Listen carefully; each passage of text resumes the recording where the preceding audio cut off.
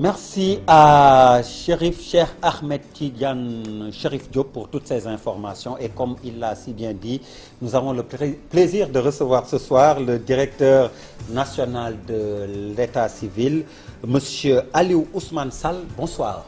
Bonsoir Nder, bonsoir chers téléspectateurs. Alors le prétexte de l'entretien, c'est la journée africaine de l'état civil célébrée ce mardi 10 août 2021. Avec comme thème construire des systèmes d'enregistrement et des faits et des statistiques d'état civil résilients en Afrique. Beaucoup de problèmes pour l'état civil en Afrique, mais particulièrement au Sénégal. Où est-ce qu'on en est, par exemple, avec une stratégie nationale d'état civil au Sénégal? Est-ce qu'elle existe déjà? Merci Nder. Nous sommes dans une phase active d'élaboration de la stratégie nationale d'état civil qui va permettre d'harmoniser les interventions dans le secteur de l'état civil. Vous avez parlé des problèmes, c'est des pistes de solutions avec la stratégie, avec les acteurs clés du système, à savoir la direction des affaires civiles et du sceau, la DIE, la direction des affaires juridiques et consulaires, les élus qui ont en charge de l'état civil. La stratégie nationale, le Sénégal n'en disposait pas. Justement, vous dites élaboration, donc ça veut dire qu'on n'en avait pas. On n'en avait pas jusqu'à une période très récente avec le programme financé par l'Union européenne. Nous sommes dans une phase active. On a terminé l'évaluation. La stratégie doit être arrimée aux standards africains.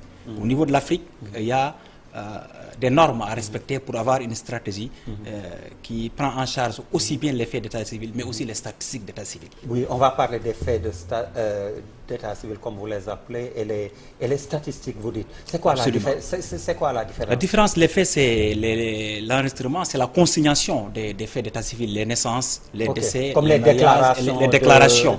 Il y a aussi, quand on parle de statistiques, c'est la statistique vitale.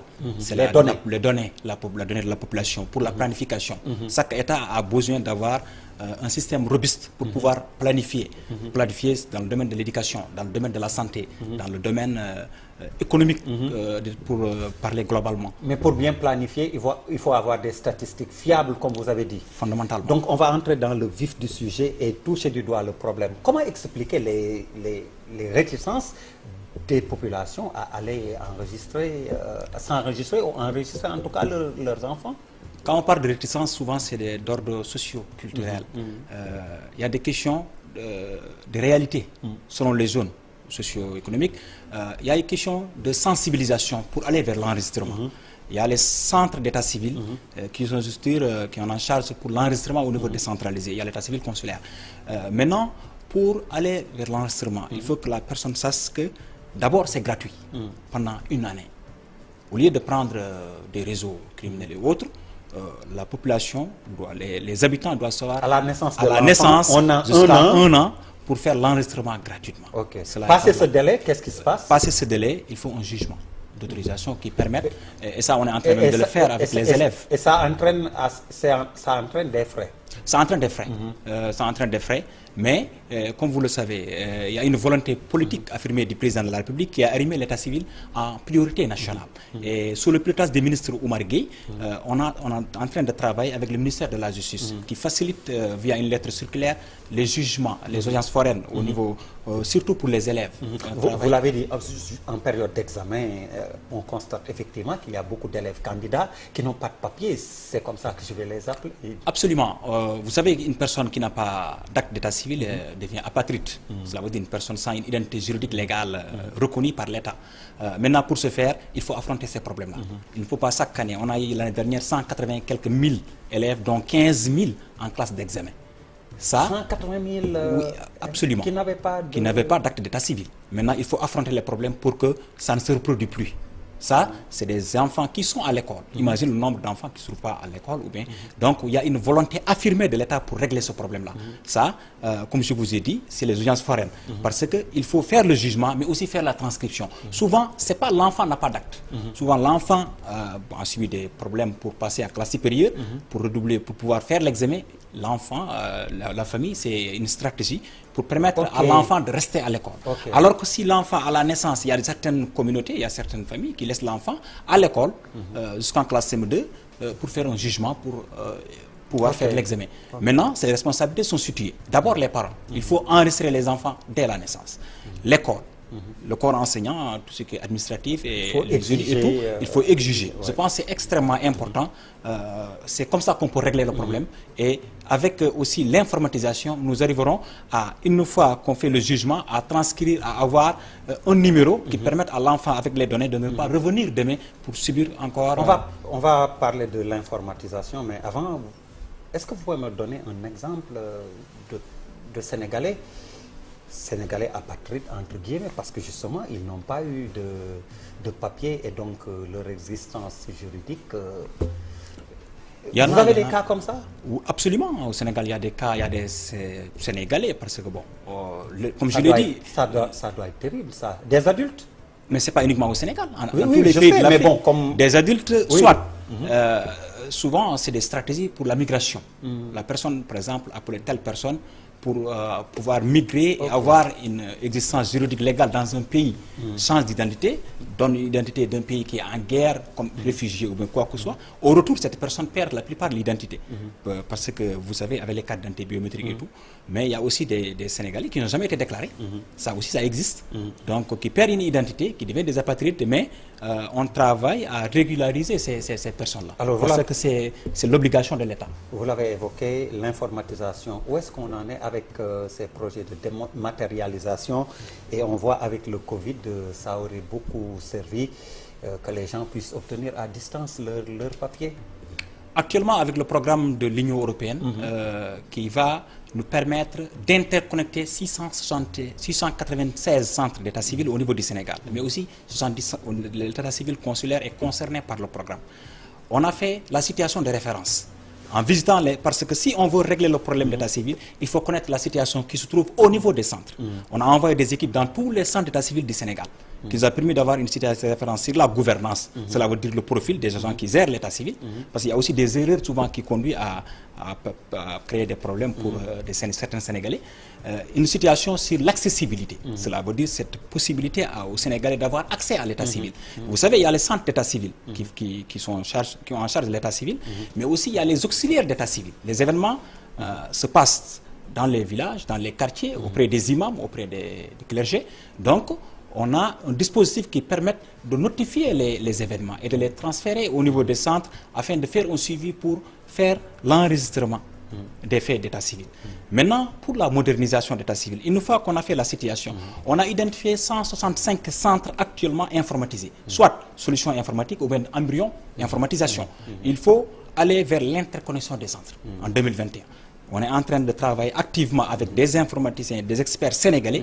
Des équipes sont en place avec le programme financé par l'Union européenne. Il y a le concours de l'État, sous le pilotage du ministre en charge, Oumar Gueye, qui est en charge de les collectivités territoriales. On est en train de travailler pour aller vers l'interconnexion, avoir une solution informatique, mais aussi l'interopérabilité entre la santé et l'état civil. Mais aussi avec le DT Center de Diamniadio, on va mettre là-bas les données. Vous savez, nous sommes dans un contexte de cybercriminalité et de terrorisme. Les données d'état civil sont des données à caractère personnel. C'est pourquoi on travaille avec la Commission de protection des données pour le respect de la législation. Mais aussi réformer, introduction des procédés informatiques dans la gestion de l'état civil. Ça va permettre non seulement de situer les responsabilités en termes d'élaboration des actes, mais aussi en termes, s'il y a des problèmes demain, on pourra situer la responsabilité avec la solution informatique. Concrètement, dites-moi, à partir de quand je pourrais, à partir de chez moi, de mon ordinateur, commander, par exemple, un extrait de naissance? On peut commander, on ne va pas faire commander comme on commande des petits pains. C'est des données à caractère personnel. Il faut des clauses, il faut des normes, il faut de la sécurité, savoir exactement la personne qui demande l'acte, est-ce que c'est la personne concernée. Mais tout ça, c'est votre rôle. C'est notre rôle de sécuriser le processus. On est en train de travailler sur ça, sur la sécurité du processus. Parce qu'il faut sécuriser le processus, mais sécuriser aussi l'archivage de ces données. C'est extrêmement important. C'est pourquoi on travaille avec EBAD, c'est question d'archivage aussi.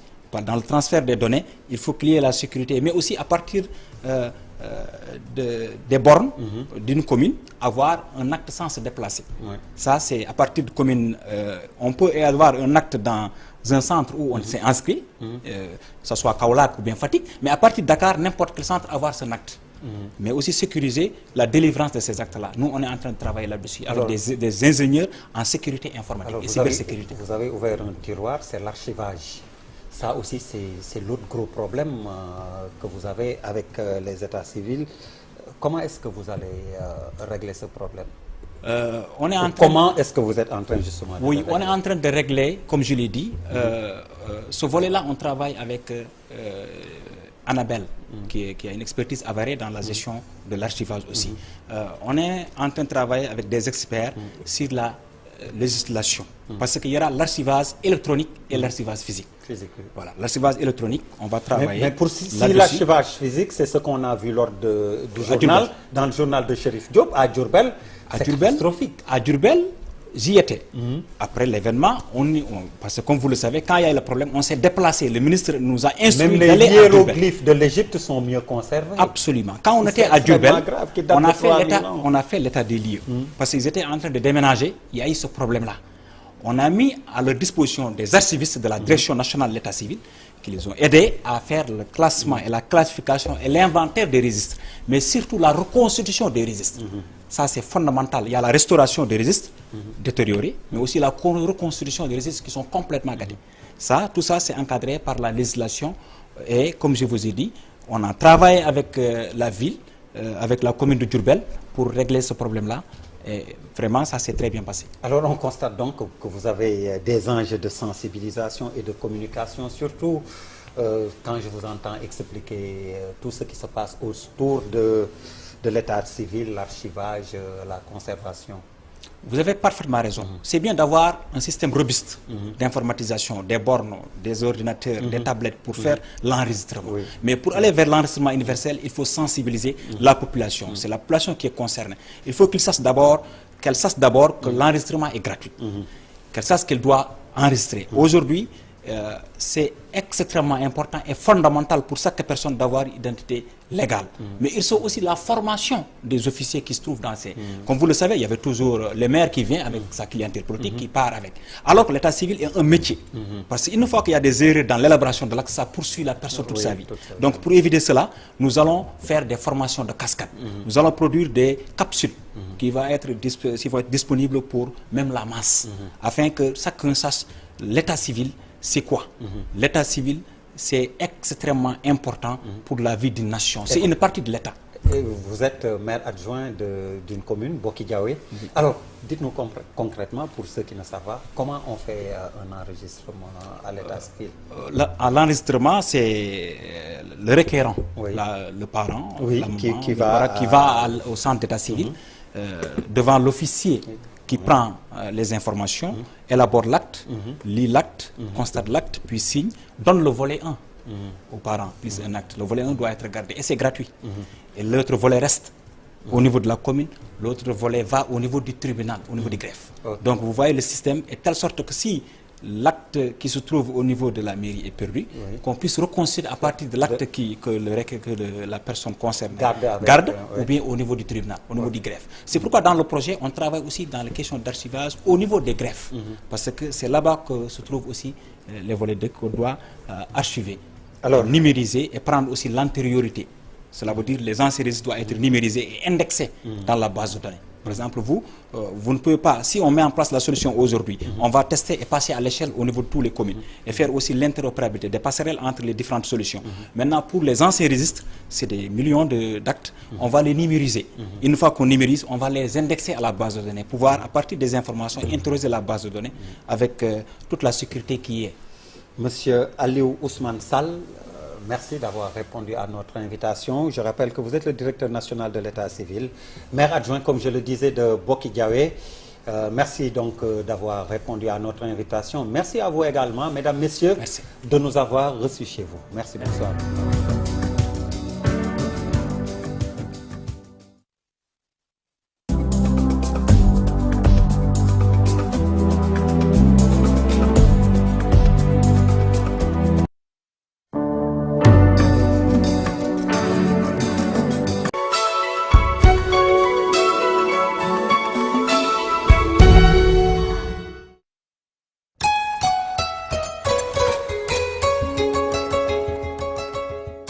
gannaaw bi ñu nemmeekoo ni askan wi farlu nañu ci jëfandikoo ñaq yi ñu jagleel xeex feebaru Covid-19 rawatina ci jamono ji nga xam ne feebar bi dafa yokk lool ministère bi yor wér-gu-yaramu askan wi samp na ñeenti bërëbu ñaqu ci Ndakaaru boole ko nag ak bërëb ya ñu daan ñaqee muy ca place du souvenir ca corniche bu Fann Résidence, place de l'Obélisque ca Colobane, monument de la Renaissance ca Ouakam ak ca parking bu stade Léopold Sédar Senghor. jël sab ñaq boole ko ak di takk sa masque di raxas say loxo di dandante ak it di bàyyi dajaloo bokk na ci liy xeex feebaru coronavirus bii. ci bëgg am yeneen i leeral wooteel ci 800 00 50 50 xibaar bi service national bu éducation ak information pour la santé ci ndimbalu USAID Breakthrough Action moo leen ko may.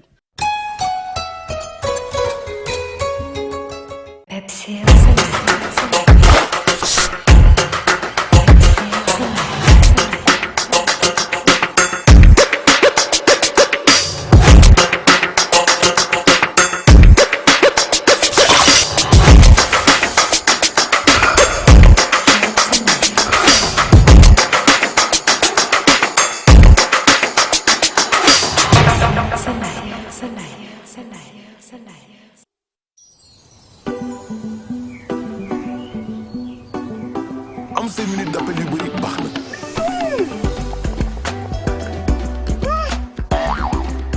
waaye am 5 minutes yëpp vraiment tout réseau moom la. Fais le choix du meilleur réseau au meilleur tarif chez Kirène avec Orange. Kirène avec Orange ñoo faar. ndax da ngeen namm togg bu saf sap rafet lool ci melokaan bu sell. seen image maaman yi dañu leen liggéeyee ak li ngeen taamu di safale seeni togg ngir jox ko melokaan bu taaru bu amul fenn. togg ak magie du aajo nga siy def xorom. togg ak